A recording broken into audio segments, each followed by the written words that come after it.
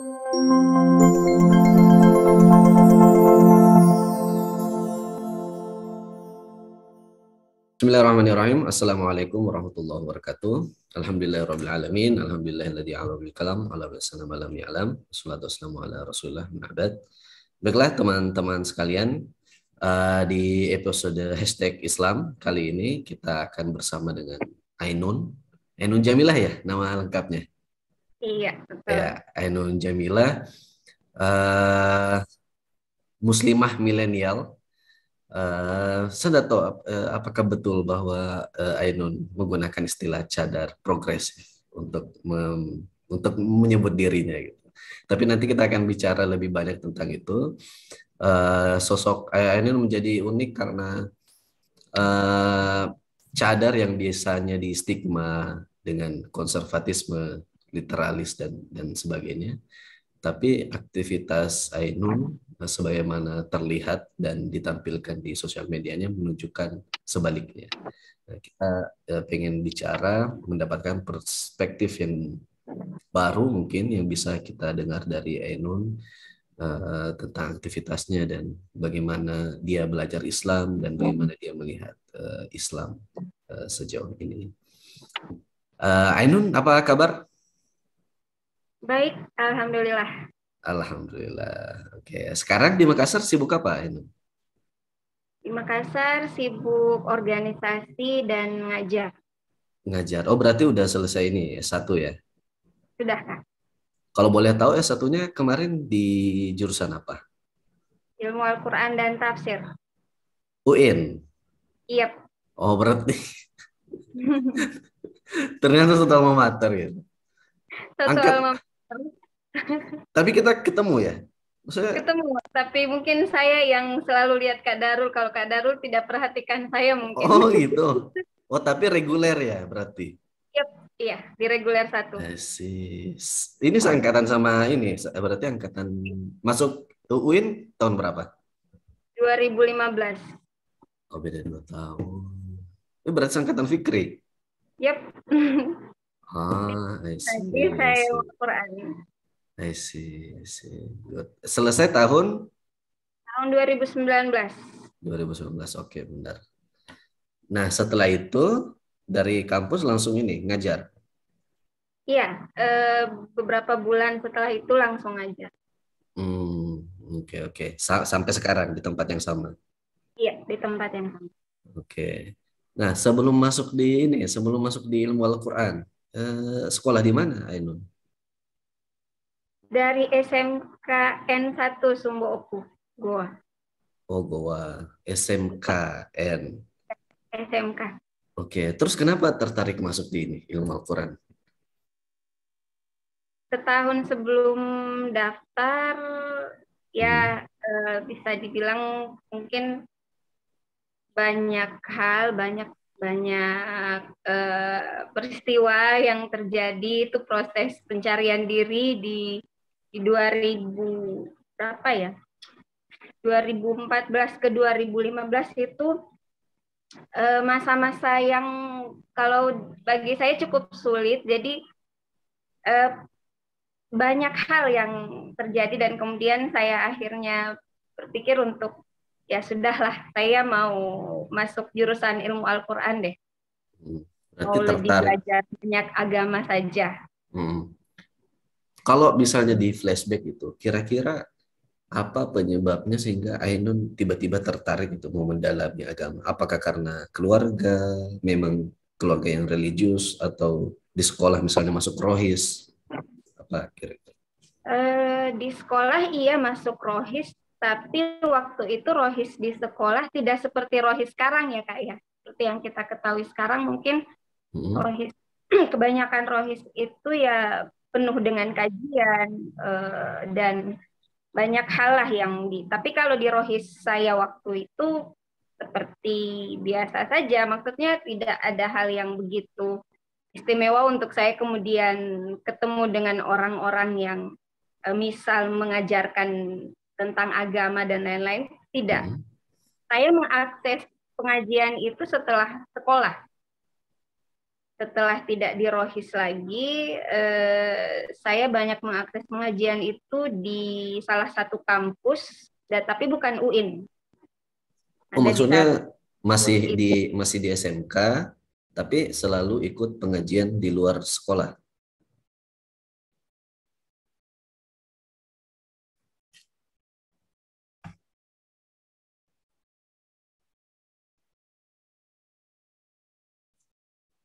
Halo, ini? Ya, oke. Ya, ya. Itu tadi pengajiannya yang dimaksud itu masih SMK atau setelah kuliah? Setelah SMK, jadi setelah SMK itu saya sempat nganggur setahun, nggak langsung kuliah. Hmm. Jadi karena kampus impian saya di situ saya tidak jadi masuk, Waduh. jadi karena ambisius, pokoknya harus masuk di situ. Jadi Oke, ya sudah, saya lebih memilih untuk nganggur dan nanti daftar tahun depan lagi. Ceritanya seperti itu. oke. Jadi Apa nih? Unhas, UI, apa? Unhas. Oh, Unhas. Oh, jadi UIN pilihan kedua itu. Karena waktu itu sudah mau ikut tes tapi ada urusan di Jakarta, harus ke Jakarta di hari tes itu, jadi ya udah gak jadi, batal ikut tes gitu. Awalnya kalau boleh tahu ya, kalau nggak mau jawab nggak apa-apa. Awalnya di Unhas mau ambil jurusan apa? Ilmu komunikasi, biar biar sinkron dengan jurusan saya waktu di SMK. Di SMK jurusan apa? Multimedia. Menarik, menarik. Oke, Iya. berarti daftar di Unhas, terus di UIN memang cuma daftar tafsir. Di UIN memang cuma daftar tafsir karena sudah berubah waktu itu, sudah tidak sudah pikirannya sudah berubah, sudah tidak mau lagi di jurusan ilmu komunikasi. Oh, berarti 1 tahun setelah SMK itu sangat berdampak berarti. Iya, betul. Nah, Sangat-sangat berdampak. nah, Jadi mulai dari arah pikiran, tujuan hidup, apa yang nah, akan saya lakukan itu semuanya berubah di tahun itu. oke, oke. Itu kajiannya di kampus setiap minggu apa gimana? Hampir setiap minggu, bahkan hampir setiap hari. Tapi kalau yang tiap hari itu di tempat yang berbeda, cuman dikoordinirnya oleh organisasi tersebut. Masih dalam satu organisasi. Oke, oke, oke. Nah, setelah itu akhirnya masuklah, oh berarti dari situ ya, dari semangat kajian, terus belajar ilmu agama di situ, sampai akhirnya masuk nih tafsir. Biasanya Iya. kan biasanya yang cenderung sama agama itu kalau menurut yang saya lihat ya, itu jarang ada yang masuk tafsir. Biasanya paling banyak itu tarbiyah, dakwah, syariah gitu kan. Iya. Kenapa tafsir? Kurang tahu juga kenapa, tapi pas lihat-lihat di jurusan, pilihan jurusan-jurusan Hah? itu, Hah? saya berpikir bahwa saya perlu memperdalam ilmu Al-Quran. Oke. Berarti maksudnya untuk mempelajari Al-Quran lebih dalam. Iya, mempelajari Al-Quran lebih dalam Oh, ya. Karena saya pikir juga, baru eh, tahu kalau ada jurusan seperti itu, ternyata ya sudah. ah, Jadi memang kuliah bukan berpikir bahwa nanti gelarnya dapat apa, nanti oh, saya akan kerja apa, itu saya tidak pikir itu. Yang penting saya hmm, kuliah untuk belajar. oke. Nah, biasanya kalau awalnya nggak tahu soal ilmu Al-Quran terus masuk, di dalamnya itu biasa agak pusing tuh. Soalnya kan Betul. referensinya ini kitab kuning, kitab gundul kan. Iya. Itu bagaimana? Pas masuk karena beberapa teman yang Iya. masuk ilmu Al-Quran karena semangat ikut kajian, sekamar saya dulu ada, sekelas saya, ada yang seperti itu. Jadi semangat mau belajar agama saja, masuk di ilmu Al-Quran dan tafsir. Nah, ternyata masuk di dalam, dia tidak membayangkan bahwa masuk di ilmu Al-Quran dan tafsir itu bakal dididik seperti menghasilkan mufasir gitu, seorang yang menafsirkan Quran. Iya. I, Saya I juga know. Uh, saya juga kaget, sempat awal-awal kayak berasa mabuk. Oh, uh, kenapa jadi? uh, Padahal kan basicnya kan memang saya bukan dari pesantren. uh, Saya tidak dari basic pesantren, teman-teman hmm. yang lain rata-rata dari pesantren, jadi sudah tahu, dan saya merasa saya akan ketinggalan nih kalau terus-terusan berpikir bahwa saya salah jurusan, walaupun saya sebenarnya tidak pernah berpikir tentang itu karena ya saya pilih sendiri jurusan ini dan karena saya udah pilih ya resikonya ya harus dijalankan gitu. Jadi ya sudah, saya mencoba untuk menyesuaikan diri, mencoba menikmati setiap proses mata kuliah apa saja, pun saya nggak paham sama sekali, saya harus ikut. Jadi menikmati proses dan hasilnya malah beberapa teman yang bahkan dari pesantren, bukannya saya mau gimana, tapi saya merasa bahwa saya bisa lah bersaing dengan mereka gitu. Saya Keren. nggak buruk-buruk amat gitu. Kalau dari misal saya basicnya dari SMK, beberapa teman yang dari SMA juga syukur-syukur ya saya bisa mengimbangi mereka yang dari pesantren gitu. Oke. Pada akhirnya. Jadi ya satu kebanggaan juga untuk diri sendiri. Oke. Berarti berhasil ya, maksudnya. Walaupun tidak sesuai, dapat tantangan tapi bisa diselesaikan dengan baik. Nah, Iya. waktu kuliah di Lumar Honda Tafsir, pengajian yang 1 tahun gap year itu masih jalan atau langsung pindah kajiannya ke UIN saja? Iya, saya berhenti kajian karena saya pikir saya merasa kurang cocok di kajian tersebut. Sebenarnya kan saya juga pengajian di situ bukan karena tahu ini apa begitu. Saya cuma mau belajar agama saja gitu. Kebetulan ketemu wadahnya di sana ya sudah saya ikut. Tapi seiring berjalan waktu berapa bulan akhirnya saya memilih untuk mungkin saya nggak cocok di sini. Saya harus pindah kajian sepertinya. Jadi sebelum masuk di UIN saya ketemu dengan satu majelis zikir. Jadi saya ikut di sana.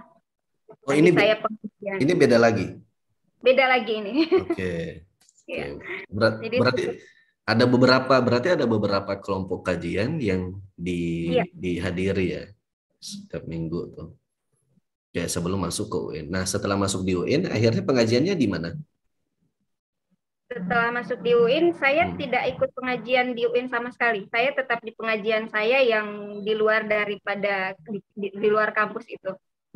Saya nggak ada masuk di pengajian apapun di UIN. Sempat mau ikut, tapi saya pikir, kok pembahasannya sama saja ya dengan apa yang saya pernah dapat gitu sebelum masuk di UIN gitu. Akhirnya saya pikir daripada saya buang-buang waktu, yang lebih bagus saya fokus di kuliah saja karena saya ini mau ngejar ini kan, mau ngejar teman-teman yang sudah bisa pun udah bisa apa. Jadi saya mau lebih fokus saja buat kuliah, nggak usah ikut bahkan organisasi seperti HMJ. yang seperti HMI, PMI, IHMJ pun saya nggak masuk. Masuk HMJ itu nanti tingkat akhir di semester 8 baru saya masuk HMJ. Karena saking tidak tertariknya berorganisasi di kampus. Oke. Kenapa tuh? Capek lihat ini sistemnya. Capek dan juga membosankan menurut saya dan juga orangnya tidak senang terikat dengan sesuatu hal yang itu saja. Saya mau pindah-pindah gitu. Jadi dari pengajian ini ke pengajian saya mau pindah-pindah. Sedangkan beberapa organisasi di kampus kan ada peraturan tersendiri ya. Kalau saya lihat, jadi saya pikir tidak mau dikekang gitu. Jadi kalau mau ya belajar aja kemana saja kan. Mau khusyuk untuk kuliah aja sudah. Oke. Jadi kompensasi dari mengejar teman-teman yang alumni pesantren supaya tidak ketinggalan, kemudian pelajaran agamanya juga tetap jalan, akhirnya tidak ikut di situ, tapi tetap aktif di pengajian yang di luar kampus. Oke. Nah, setelah dari kampus terus ngajar sampai sekarang, nah ini nih, Ainun ini kan yang paling kentara kan cadarnya ya. Iya. Nah, kalau boleh tahu, Ainun bercadar sejak kapan? 3 bulan sebelum masuk di UIN. 3 bulan sebelum masuk di UIN. Iya. Wah, itu karena apa tuh? Kalau boleh tahu? Maksudnya berarti kan selama SMK dan sebelumnya ini sebelumnya sudah berhijab dari kecil atau bagaimana proses? Sudah, tapi bisa dibilang mungkin saya tipe orang yang bandel juga sebenarnya, yang bukan karena berjilbab itu karena ya sadar, tapi ya karena memang ya disuruh sama orang tua. Tapi orang tua juga tidak pernah memaksakan bahwa saya harus berjilbab terus. Semuanya kembali ke saya sendiri, jadi betul-betul murni saya memilih pakaian saya sekarang karena kesadaran saya, bukan disuruh, bukan karena siapa-siapa. Dan bahkan saya bercadar setelah saya berhenti dari pengajian perempuan bercadar malah. Oh, oke. Oh, berarti ada satu kelompok kajian, semua Iya, pesertanya bercadar. Bercadar. Tapi saya enggak, waktu itu belum mau karena saya pikir apain saya mau ikut-ikutan orang gitu. Jadi setelah keluar dari pengajian itu baru saya beberapa bulan setelahnya baru saya memutuskan untuk bercadar. Menarik ya, maksudnya kenapa justru bercadar di saat setelah keluar dari kelompok kajian? Iya, karena alasan saya itu saya nggak mau bercadar hanya karena ikut-ikutan orang. I see. Oke. Berarti alasannya bercadar apa? Setelah beberapa bulan keluar dari kelompok kajian itu, kemudian beberapa bulan memasuk di UN ya. Saya masuk di tempat kajian yang baru yang tadi saya bilang majelis zikir itu. Nah, di majelis zikir itu umum, jamaahnya umum, laki-laki dan perempuan, terus dari berbagai kalangan, usia di situ semua ada. Dan tapi saya merasa sedikit gitu. Jadi teman-teman perempuan yang gadis-gadis ini tuh sedikit di sana. Rata-rata ibu-ibu yang sudah berkeluarga, anak kecil gitu. Rasa kurang nyaman dengan kondisi ya pandangan beberapa orang laki-laki di sana yang membuat saya kurang nyaman. Saya pikir loh, saya kan sudah pakai jilbab besar ya, saya sudah bergamis dan lain-lain. Tapi kayak Mas saya masih hal yang penglihatannya kok masih aneh gitu, masih. Iya, saya merasa kurang nyaman saja di situ. Gak tahu juga rasa malu itu dari mana, kenapa kok saya sampai semalu itu gitu, merasa bahwa betul-betul ada rasa risih yang saya benar-benar gak nyaman waktu itu. Jadi saya ya berpikir terus banyak tanya ke orang-orang gitu. Teman-teman saya akhirnya ya sudah saya putuskan untuk bercadar. Daripada saya berhenti di majelis itu, ya lebih bagus saya menutup lah, daripada saya juga ke sana gak nyaman. Jadi di waktu itu saya harus memilih mau berhenti atau tetap lanjut ya, tapi saya harus bercadar berarti. Berarti yang melihat, maksudnya komunitas yang melihat Ainun tidak bercadar kemudian bercadar itu di komunitas itu tadi, di pengajian zikir itu. Iya, pengajian zikir itu bukan malah di teman-teman yang bercadar. Ya, karena kan di sana tidak ada tantangan ya untuk saya. Ngapain saya mau bercadar, orang perempuan semua kan? Waktu itu pikiran saya. Jadi pas di majelis zikir karena jamaahnya umum, saya merasa gak nyaman. Akhirnya ya sudah. Ya mungkin ya ini resikonya saya karena saya mau tetap terus berada di majelis ini, ya sudah saya bercadar. Di komunitas itu masih sampai sekarang? Sekarang sudah berhenti. Misalnya pengajiannya berhenti atau Ainunnya? Saya yang berhenti. Oh, Ainun yang sudah tidak ikut. Iya, sudah tidak ikut. Oke. Nah, setelah masuk kemudian di UIN kan, di ilmu Al-Quran dan tafsir lagi. Setelah masuk di dalam kan pasti banyak tuh, ya, pasti mendengar tentang hukum cadar, belajar tafsir dan hadis tentang hukum aurat wanita, nah, termasuk cadar. Tentu kan Ainun pasti mendengar beragam pendapat ulama itu. Ya. Apakah itu kemudian berpengaruh terhadap sikap Ainun untuk tetap bercadar dan seperti apa?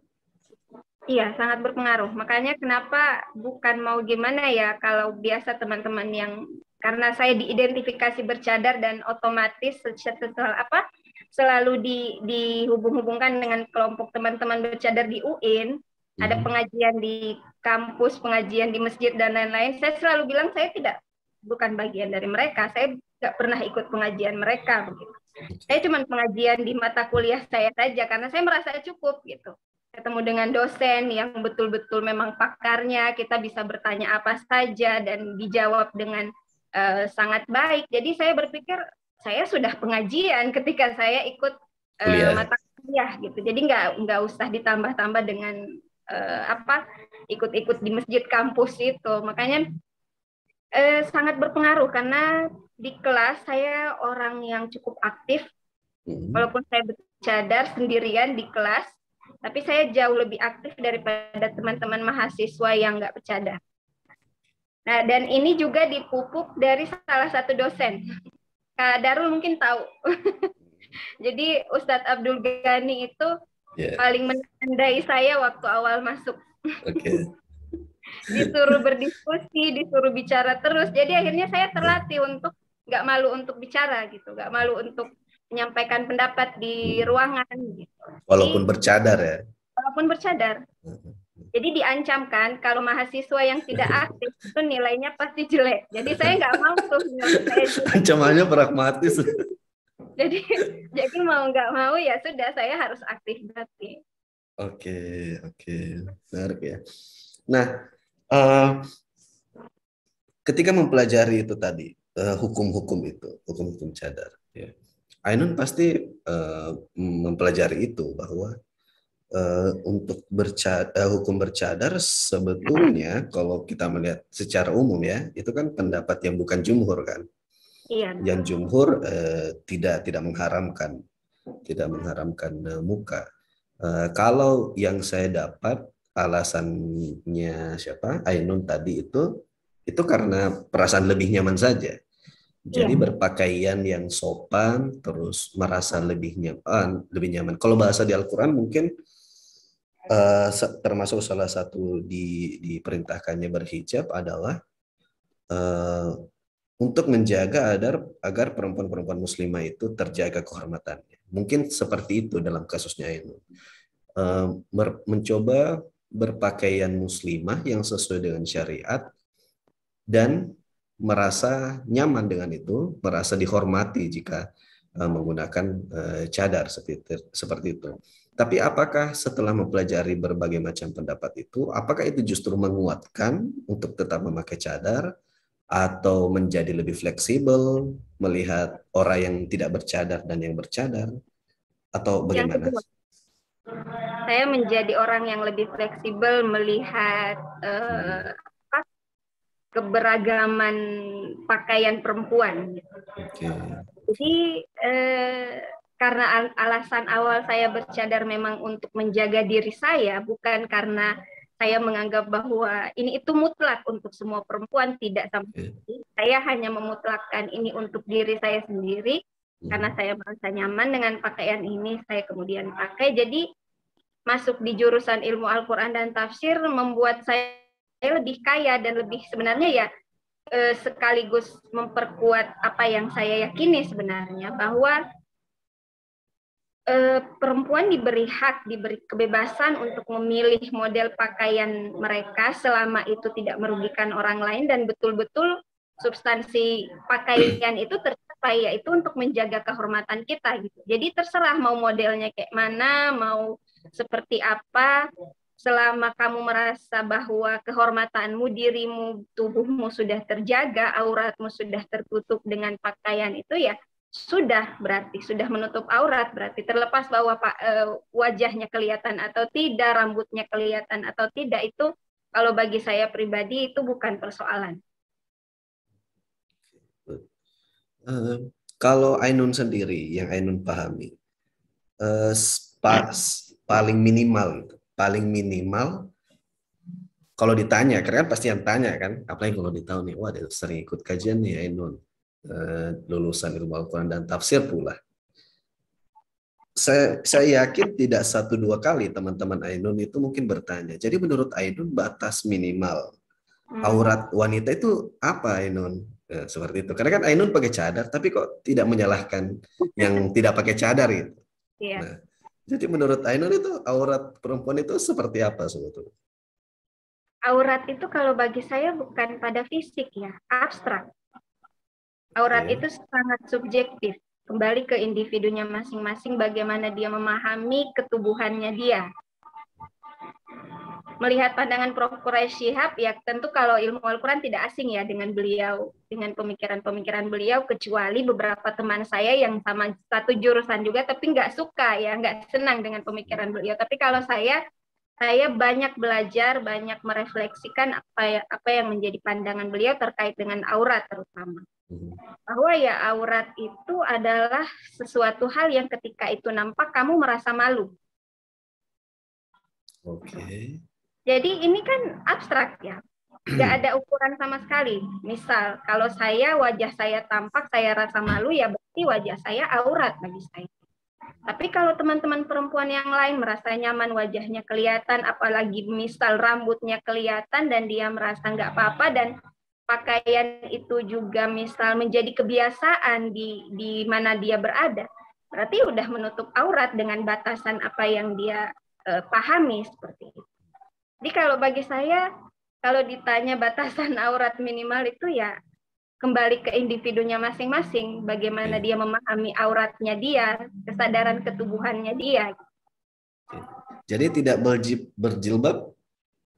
Nah, kalau tanya saya ya tidak wajib. Tidak.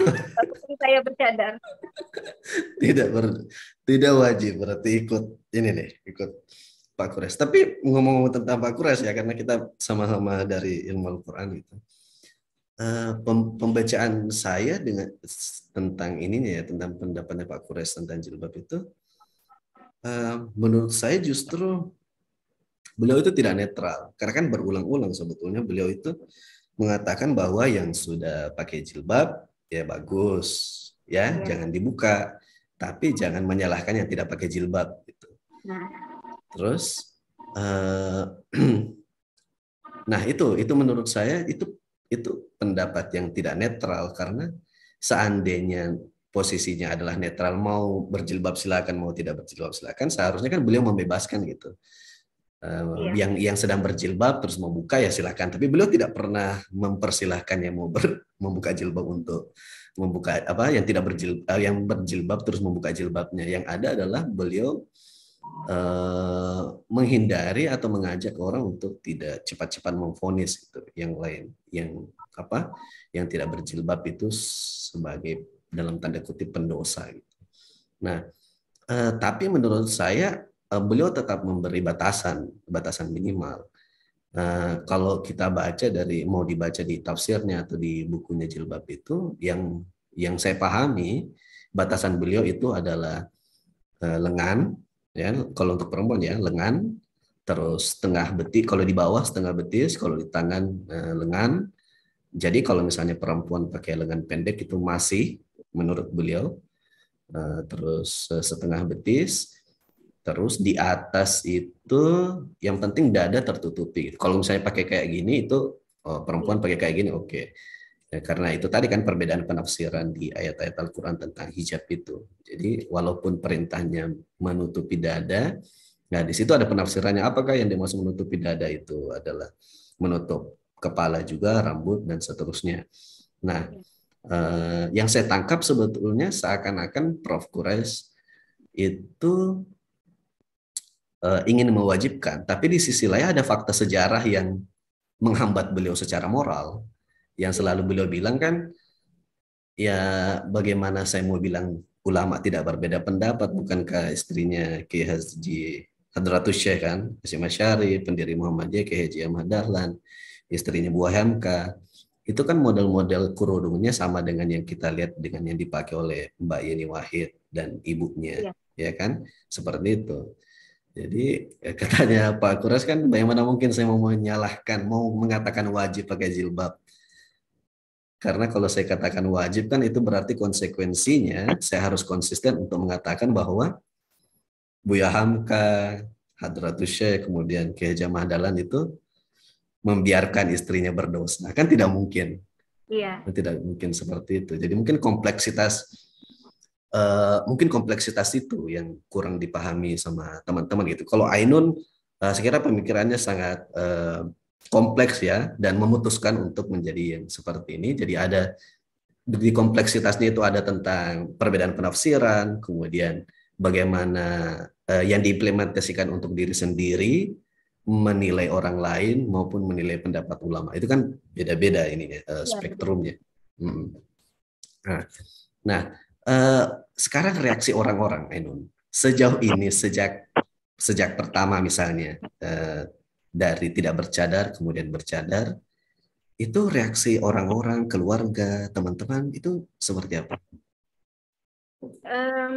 Itu juga menjadi satu pergumulan tersendiri kalau bagi saya, tapi tidak menjadi hambatan besar juga karena buktinya saya bisa menangani itu dengan baik sampai sudah 6 tahun saya bercadar dengan teman-teman dekat saya yang melihat perubahan demi perubahan yang saya lakukan. Misal dari awal saya bercadar itu kan saya serba hitam, yang Oke. kelihatan Oh, hanya mata. warnanya. Iya, alif pun itu tidak nampak. Waktu itu warnanya warna hitam semua. Dan kemudian masuk di UIN di semester 3, semester 4 saya mulai berubah, mulai berwarna-warni, mulai menampakkan alis saya, kemudian semakin aktif juga. Yang awalnya saya sempat sangat tertutup, kemudian pergaulan saya semakin luas, semakin banyak. Respon orang tua, respon orang-orang terdekat yang betul-betul mengenal saya, sedikit memang ada pertentangan. Nanya, kok bisa gitu, kok bisa gini, alasannya kenapa. Tapi saya coba jelaskan bahwa ya, ini proses saya, proses cara berpikir saya, cara saya belajar, dan kemudian saya mengaplikasikan itu ke dalam diri saya sendiri. Dan saya merasa nyaman dengan ini. Selama saya tidak merugikan orang lain, ya biarkan saja saya memilih seperti ini. Dan itu direspon dengan sangat baik oleh keluarga dan teman-teman, karena mereka melihat bahwa ya Ainun begitu. Terlepas bahwa dia bercadar atau tidak, berwarna atau tidak, kediriannya dia tetap dirinya sendiri gitu. Saya orangnya tetap rame, tetap sering ngobrol, menerima orang siapa saja gitu. Jadi mungkin kepribadian itu yang teman-teman saya lihat dan akhirnya tidak membuat mereka risih gitu untuk melihat perubahan-perubahan saya yang bisa dibilang lompatan saya itu sangat patah, jadi cepat. Orang kan misal kalau dia berubah itu ada apa ya, prosesnya agak lama gitu. Misal dari yang saya awalnya pakaian berjilbab besar itu hanya beberapa bulan waktu itu. Berapa bulan saya berjilbab Maksudnya besar. jadi dari awalnya Saya dari tidak berjilbab sama sekali. Dari pakai celana jeans. itu mulai berjilbab SMP. Mulai berjilbab dari kecil sebenarnya. Kalau ke sekolah kan harus di ini kan. Saya di TK, mulai TK, SD itu masuk madrasah terus. Jadi mau nggak mau pakai jilbab. Tapi di luar madrasah tidak? Di luar madrasah enggak, biasa aja. Itu sampai kapan? SMP begitu lagi, ke sekolah pakai jilbab, di rumah dibuka. SMA gitu lagi, di sekolah jilbab, di rumah enggak. Jadi kalau keluar main, kalau misalnya keluar main sama teman setelah jam sekolah? Enggak berjilbab. Enggak. Itu sampai di SMA? Di SMA. Oke. SMA kelas 3 baru itu. SMA kelas 3 baru memutuskan untuk konsisten. Iya, tapi masih pakai jeans waktu itu, belum pakai rok, belum pakai gamis. Oke, pakai celana jeans, terus jilbabnya yang jilbab pasang. Gitu. Iya, yang seperti biasa itu, yang pendek. Oke, terus mulai berjilbab besar mulai kapan? Jilbab besar itu ya pas di 2014 itu. 2014 ke 2015 itu mulai nyoba-nyoba pakai jilbab besar, mulai nyoba-nyoba pakai rok, pakai gamis. Terus masuk di pengajian itu belum bercadar. Cuman sudah mulai belajar memakai warna hitam semua. Gitu. Jadi udah serba hitam. Itu maksudnya doktrin bukan doktrin, ada doktrinnya. Oh, ada doktrinnya. Perempuan itu afdolnya memakai warna hitam katanya. Memakai warna gelap yang nggak mengundang perhatian orang gitu. Jadi itu udah mulai. Dan cuma berjalan beberapa bulan, hanya bahkan saya berhitam-hitam itu hanya sekitar 2 minggu dan akhirnya saya bercadar. Jadi ada beberapa teman yang kaget-kaget gitu. Ainun beda lagi nih, beda lagi. Dan dari saya misal berhitam-hitam, kemudian memilih untuk berwarna-warni lagi, itu hanya sekitar beberapa bulan juga. Jadi saya menyadari perubahan. Saya tertarik dengan pertimbangan-pertimbangan yang digunakan itu.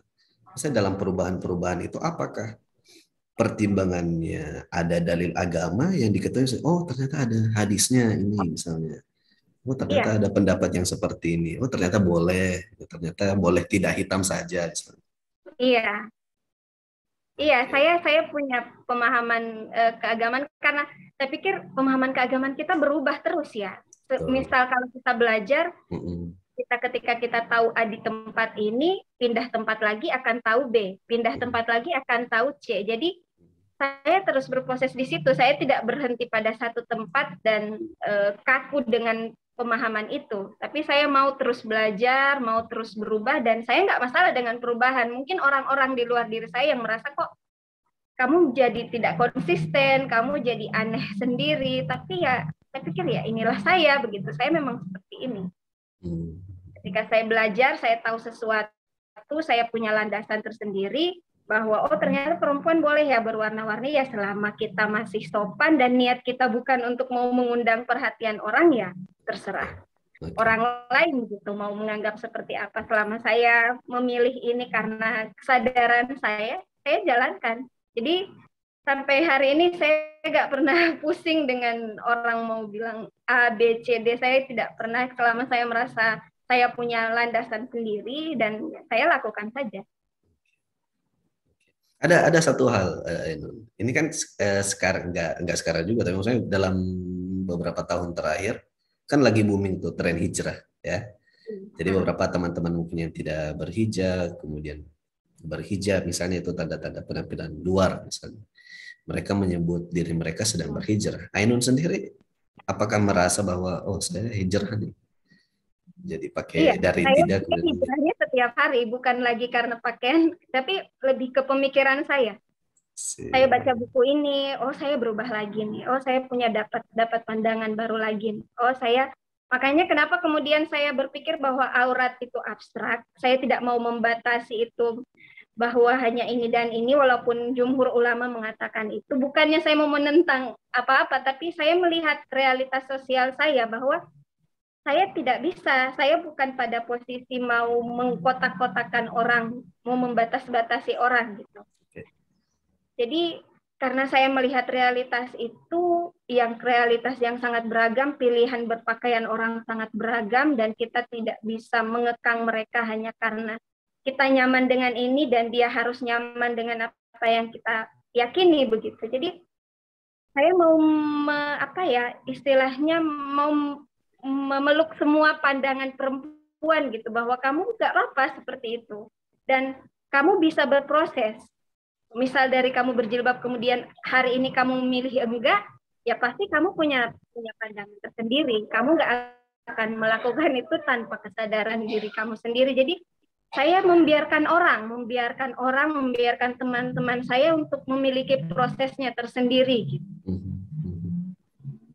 Sampai dia sendiri yang sadar, yang kemudian ketemu bahwa oh ini sih model saya, seperti yang saya alami kan, bahwa saya terus mencari dari model kerudung begini, model kerudung begitu, warna ini dan warna itu, dan akhirnya saya berhenti pada untuk saat ini saya memilih saya bercadar deh. Pun nanti beberapa tahun kemudian saya tidak tahu akan seperti apa, tapi untuk saat ini keputusan saya ya seperti inilah penampilan saya. Jadi di medsosnya semua dihapus tuh foto yang tidak bercadar. Dihapus semua. Jadi saya tidak berubah gitu, dihapus. Misalnya awalnya nggak berjilbab terus pakai jilbab. Jadi foto nggak berjilbabnya dihapus semua. Iya, dari jilbab terus bercadar, semua foto yang tidak bercadar dihapus. Iya. Oke. Tapi saya tuh kenapa kan? Tapi ini saya tuh kadang-kadang penasaran gitu. Kadang kayak berfoto gitu. Terus ya ini biasanya pada laki-laki sih, pasti agak subjektif. Kadang-kadang mikir teman-teman yang bercadar gitu kan, itu kan ikut foto juga. Iya. Kayak Ainun kan itu kan banyak fotonya di sosial media dan sebagainya. Itu maksudnya kalau kalau misalnya orang pada umumnya kan untuk foto itu ya supaya ketahuan gitu kan. Tapi kan kalau bercadar nggak kelihatan, itu kan tertutup Iya. gitu. Tapi tetap Itu foto. itu bercandaan teman-teman saya dan saya juga bawa itu bercanda saja saya. Karena memang kan dia niatnya memang cuma bercanda gitu. Eh, Dia bilang, kamu kan sudah bercadar, kok ngapain eh, ikut foto? Iya. Bahkan kalau saya sendiri ya saya suka foto memang Oke, gitu.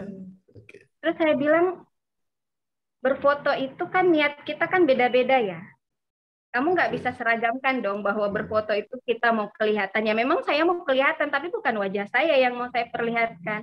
Saya mau perlihatkan momentum saya di mana sekarang, Yes, saya sedang betul, apa, saya sedang sama betul, siapa itu.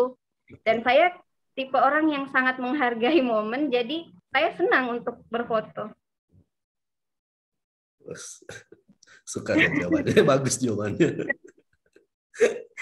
Oke, sekarang ini yang pertama tadi itu ya.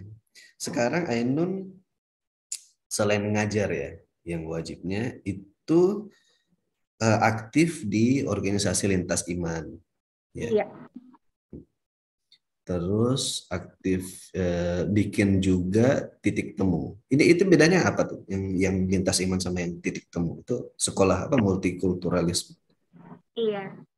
Kalau di jaringan lintas iman harmoni Sulawesi Selatan itu Hmm. betul-betul dia sebuah organisasi yang mewadahi semua bukan hanya keberagaman agama, tapi mazhab juga di sana ada, Oke. berbagai profesi juga ada dari teman-teman pegiat lingkungan, LBH, teman-teman aktivis masyarakat adat. Jadi jalin harmoni itu kalau bagi saya cukup berbeda sendiri dibanding dengan beberapa organisasi lintas iman yang lain begitu. Karena saya merasa di sana saya banyak belajar ya tentang keberagaman itu, bukan lagi pada keberagaman hanya keberagaman agama, tetapi betul-betul kita beragam pemikiran, beragam mazhab di sana. Jadi kita bisa sharing banyak dan di sana saya berproses dan akhirnya membuat titik temu. Titik temu ini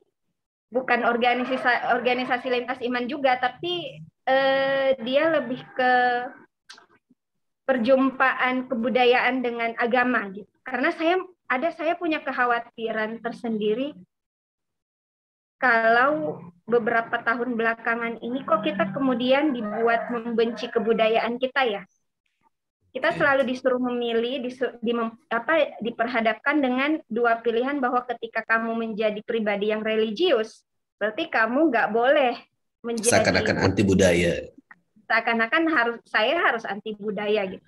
Misal saya menjadi aktivis kebudayaan, oh berarti saya nggak boleh mencitrakan diri sebagai pribadi yang religius. Padahal ya kedua hal ini kan berjalan beriringan gitu, saling mengisi, saling menjelaskan dan saling melengkapi kalau bagi saya. Nah akhirnya saya membuat titik temu itu. Oke. Multikulturalisme Terus, kemudian menjadi hal yang bisa saya tawarkan ke teman-teman bahwa ini loh yang perlu kita pelajari biar kita bisa memperjumpakan dua hal yang sering kita bentrok gara-gara itu. Gitu. itu anggotanya ini laki-laki perempuan sama. Iya, semua kalangan dari mana aja yang mau ikut belajar. Jadi ini Hmm. bukan organisasi merekrut orang, tidak sama Hmm. sekali, tidak ada Jadi, pengkaderan sama sekali. Kita hanya oke. kalau misal saya sama teman-teman itu mau bikin kajian, oke, ayo kita bikin lagi. Oh, tapi nggak ada ini, nggak ada jadwal ininya Nggak ada. rutinnya 1 kali seminggu gitu. Rutin waktu itu masih rutin tiap bulan, tapi karena COVID kemarin Iya, akhirnya betul. belum menyusun jadwal baru lagi. Itu udah berjalan berapa lama titik temu? Dari tahun baru setahun sih Kak, dari tahun 2019 akhir. 19. Berarti Setahun udah, lebih. Iya. oh sempat dapat ini ya sebelum COVID atau udah COVID? Beberapa bulan sebelum COVID. Oke. Oke. Itu titik temu. Ini maksudnya titik temu emang cabangnya di Makassar atau ada nasionalnya atau ini Makassar saja. Oh, soalnya saya lihat titik temu terus underscore Makassar. Sekiranya itu ada cabang dari, ada nasionalnya gitu, terus titik temu di Mandiri. Makassar. Oke, menarik menarik. Terus ada lagi cadar garis lucu nih. Yang ada kan sejauh ini NU garis lucu ada, Muhammadiyah garis lucu ada, Katolik garis lucu ada. Ini ada lagi nih, saya baru dapat nih, cadar garis lucu. Ini maksudnya apa, Inon? Tolong jelaskan. Ya, jadi cadar garis lucu ini sebenarnya ini bukan hal yang saya cita-citakan sebenarnya, bukan menjadi harapan dan goals hidup sebenarnya. Sama sekali tidak, karena saya mau melawan stigma bahwa orang-orang bercadar itu hanya mau berkumpul dengan teman-teman yang bercadar saja. Saya tidak mau seperti itu. Makanya saya lebih memilih di jaringan lintas iman yang bahkan orang tidak berjilbab pun itu jadi sahabat saya gitu. Yang beda agama pun saya sahabat dengan mereka gitu. Karena ya saya mau melawan stereotip seperti itu bahwa perempuan bercadar itu eksklusif apa dan segala macam gitu. Saya mau Berpikiran mendobrak sempit. itu gitu. Saya nggak mau dianggap seperti itu. Ya pun teman-teman yang lain merasa bahwa saya sudah tidak seperti orang bercadar pada umumnya ya. Nah, itu bukan urusan saya ya. Saya nggak peduli. Karena Ini saya maksudnya, merasa. oke, ini Ya, maksudnya komunitas orang-orang bercadar atau itu hanya kayak media media menyampaikan iya. gagasan tentang inklusivitas cadar. Cadar garis lucu hanya sebagai media untuk menyampaikan bahwa perempuan bercadar ada yang inklusif, tidak selamanya dia eksklusif. Jadi anggotanya itu bukan semua orang bercadar, enggak. Bahkan ada ada berapa ya, dua orang teman itu, tiga orang teman itu yang nggak bercadar, bahkan yang satu itu Kristen, jadi nggak jilbab. Aduh, keren keren keren. Jadi memang murni pure itu ya media untuk kami bersuara saja gitu, karena saya melihat bahwa teman-teman bercadar yang pikirannya seperti saya ini tuh nggak punya wadah kami. Kami itu dimusuhi di teman-teman bercadar, juga nggak bisa diterima di teman-teman yang nggak bercadar gitu, karena kami bercadar gitu. Jadi ya sudah, saya bikin jalan tengahnya, bikin tempat sendiri, wadah sendiri untuk teman-teman yang punya pikiran. Jadi bukan saya mau mendoktrin ya, Kak, ya untuk teman-teman yang bercadar itu punya pikiran seperti saya, ayo kita. Ini enggak sama sekali, tapi saya hanya memberikan wadah gitu. Jadi bukan saya mau mencuci otak teman-teman bercadar yang lain untuk bisa berpikiran seperti saya, tapi yang sudah ada, yang sudah punya pikiran seperti itu, kadang kan mereka kan dijauhi ya dari teman-temannya. Karena dia punya pikiran yang unik sendiri, yang beda sendiri gitu. Makanya ya sudah, saya rangkul mereka, bikinkan mereka wadah sendiri, dan akhirnya jadilah cadar garis lucu ini. Berarti yang nggak bercadar dan masuk di cadar garis lucu itu mereka yang mensupport kan, mensupport teman-teman yang bercadar dan pemikirannya ini terbuka gitu. Jadi bukan masalah cadarnya tapi kebebasan yang mereka dapatkan ya, walaupun bercadar. Oke. Terakhir ini, Ainun, apakah ada pengalaman-pengalaman pahit mendapat apakah secara verbal atau tidak mendapat stigma ataukah misalnya yang paling parah misalnya tidak diizinkan masuk ke dalam forum tertentu karena pakai cadar. Apakah ada pengalaman-pengalaman seperti itu? Kuliah pertama itu saya dilarang masuk karena saya bercadar. Oh ya? Ikut kuliah karena saya bercadar. Nah, terus jadi nggak masuk? Saya coba nego sama Pak dosennya. Saya bilang nanti pekan depan saya buka cadar deh Pak. Yang penting kali ini saya masuk dulu. Oke, akhirnya dibolehkan. Ya, akhirnya dibolehkan. Terus sebelum pertemuan kedua, saya coba nego lagi supaya nggak apa-apa saya bercadar. Akhirnya keterusan sampai selesai juga. Iya. Jadi karena Pak dosennya pikir, oh ternyata dia nggak seperti yang saya pikirkan gitu kan. Akhirnya ya sudah, saya diizinkan tetap bercadar di kelas beliau. Terus kayak stigma bahwa yang cadar itu radikal. Iya, jadi Gimana? mungkin Gimana jadi gimana tuh? Maksudnya biasanya kayak play yang umum gitu yang dapat dari media misalnya, wah ternyata teroris nih, radikal nih yang cadar. Itu biasanya iya. kalau berdialog langsung dengan orang seperti berhadapan langsung dengan orang seperti itu, Ainun bilang apa? Saya cuma bilang bahwa eh, menggeneralisir seseorang itu bukan solusi yang baik gitu dan nggak bisa diteruskan karena Hmm. ya lihatlah bahwa orang yang tidak bercadar pun kan banyak yang radikal gitu. Jadi radikal itu bukan pada pakaiannya tapi pada pikiran orang. Seapapun kita melarang orang bercadar, tapi kalau pikiran dia tidak radikal ya ngapain mau dilarang gitu kan. Jadi Oke. saya banyak melihat di kampus, saya banyak belajar, banyak melihat realitas bahwa ini teman-teman saya nggak bercadar loh, tapi kok dia membenci Pancasila, dia kok nggak mau. Nah, indikasi-indikasi bahwa orang-orang itu radikal udah terpenuhi semua, tapi dia nggak bercadar, dia berpakaiannya seperti pada umumnya sehingga ya buyar dong apa stigma orang bahwa perempuan bercadar itulah yang radikal. Saya selalu menjawab dengan seperti itu saja. Oke, baik. Ya, terima kasih Ainun. Kayaknya kurang Sama-sama. lebih udah 1 jam nih, nggak kerasa. Seru, menarik ceritanya bagaimana Ainun belajar agama, terus dikaitkan dengan ekspresinya ya, yang digunakan mulai dari tidak berjilbab, kemudian pakai jilbab, mulai dari jilbab seadanya, jilbab besar, pakai cadar, satu warna menjadi bervariasi warnanya, Banyak. kemudian pindah lagi ke apa bagaimana menyikapi orang lain, bahkan sekarang sudah sampai membuat sendiri kan, membuat media advokasi mungkin, media advokasi tentang inklusivitas bercadar itu keren sekali. Terima kasih banyak Ainun udah menyempatkan waktu tengah-tengah kesibukannya. Kayaknya saya merubah ya, awalnya saya bikin oh Ainun cadar progresif, kayaknya lebih seru kalau pakai cadar garis lucu. Iya. Lebih lebih seru itu. Baiklah, terima kasih banyak ya Nun sekali lagi. Terima kasih banyak teman-teman yang nonton atau mendengar.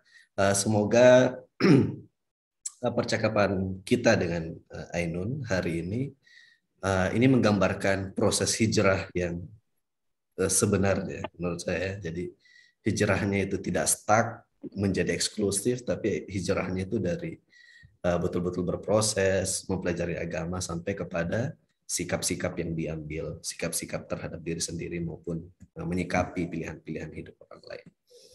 Baik, terima kasih banyak teman-teman semua. Semoga sukses Ainun dengan titik temu dan cadar garis lucunya. Tetap semangat dan insya Allah kapan-kapan kalau di Makassar mungkin kita bersilaturahmi secara langsung. Iya, Terima boleh. kasih teman-teman semua. Saya tutup video ini, percakapan ini. Assalamualaikum warahmatullahi wabarakatuh. Waalaikumsalam.